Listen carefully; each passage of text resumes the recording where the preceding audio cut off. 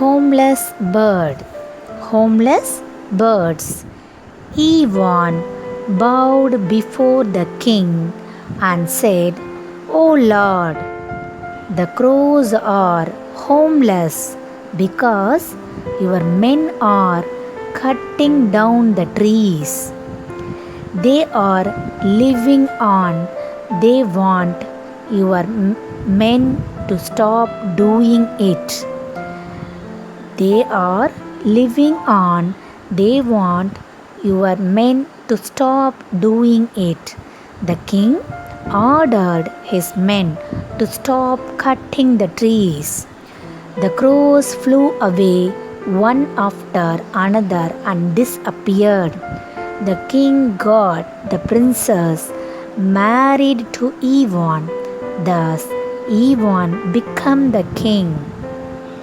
He ruled the kingdom wisely. Birds always warned him about storms and disaster, and Ivan took the immediate actions to save his people. Long live King Ivan! People praised his wisdom.